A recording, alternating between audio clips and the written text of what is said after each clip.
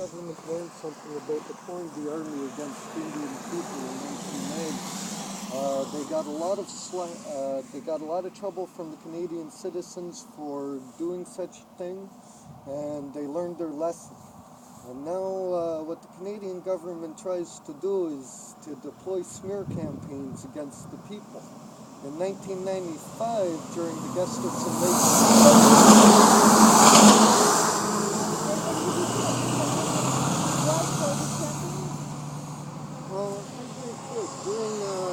during 1995, during the Gustavson Lake siege, Sergeant Peter Monago was quoted in court saying that smear campaigns are our specialty. So I have no doubt in my mind that this is part of a bigger smear campaign against the Indian people who are trying to protect this land and protect the water and the resources. And I ask one question. How do 6 cop cars that get burned, how are they unguarded and unmanned when you have 500 police personnel walking around the vicinity? Out of all the charges that were laid on all the people, how come there's not one charge on the person who burnt those cop cars? How could they not have caught those people yet? They had 500 police here on duty. If I was the Canadian government, I would be embarrassed by such lack of commitment by my officers and my personnel. And just we have to keep it quick and short. How many people are still there?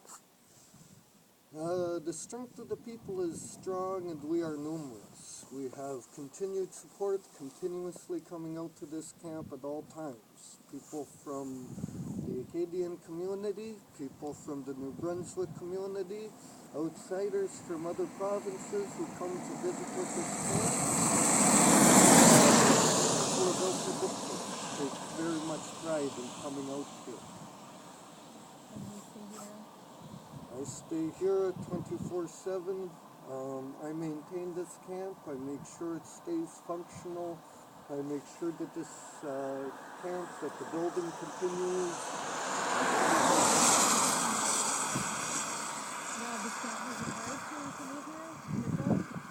Absolutely not.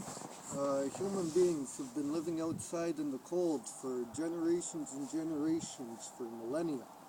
And it's only been the last 150 years that we have got onto this fossil fuel stuff, and the Industrial Revolution kicked in. So to take a step back from everything and to live off of firewood and percolated coffee off of a wood stove, it's quite pleasant. Thank you. Est-ce que tu as des questions? Do you have questions?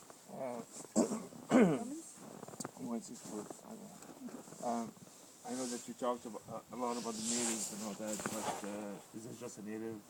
It's not just a native fight, is it? No, human beings right now are engulfed in a fight for their very existence right now.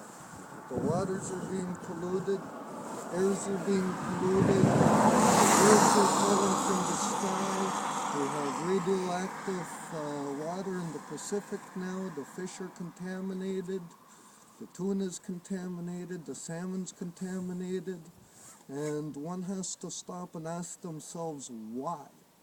Why are we destroying our natural resources? Canada is one of the richest provinces within the world, one of the richest areas with the natural resources, with the clean air, with the clean water. And it seems to me that the Canadian government is bent on destroying these natural resources of the people and selling out our best interests for corporate gain. So on a debt-based society, one has to understand that the dollar in and of itself isn't actually backed by gold anymore. This brings us to the petrodollar status, and the petrodollar status was established in 1973 by Richard Nixon, and the deal was that all oil-producing companies would sell all their oil only in American dollars. And this This is why places like Iran have been attacked by the American Empire. This is why Saddam Hussein fell in Iraq, because Saddam Hussein was selling his oil in euros. And if you look back at that time, there was a 15 to 20% drop in the price of oil. They lost profit because once they secured Iraq, they had to switch all of that oil back into American dollars. And because of the price of the euro, they had to take a loss of revenue during that time. Gaddafi in Libya was also in the middle of creating the dinar, and that was going to be used in substitute of the petrodollar status, and it was going to be a gold-backed currency used to sell that oil for those countries. Iran hasn't actually attacked another country since 1893.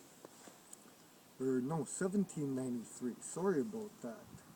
So one must ask yourself, if Iran hasn't attacked a country since 1793, why is the American government so bent on going in there and destroying sanctions in place to cripple their economy? These are much the tactics that are being used here on us. The reason they like to focus in on us Indian people is because us Indian people have what we call sovereignty. And our law we're not responsible to the Canadian government, and we don't fall under their law. Our law supersedes the Canadian government's law. Our treaties aren't made with the Canadian government. Our treaties are made at a time before Canada, and they exist only with the British Crown. The company finished their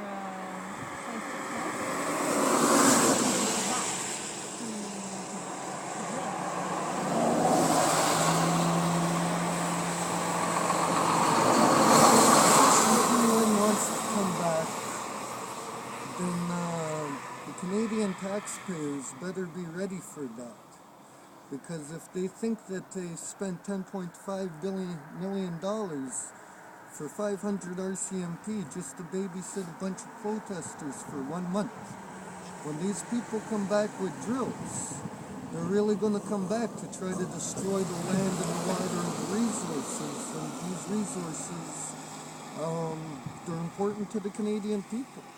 And I think that the Canadian people are going to rally around these things, and we're not going to allow an American company to come up here and destroy our land, destroy our resources, destroy our communities and our economy, and simply get away with that.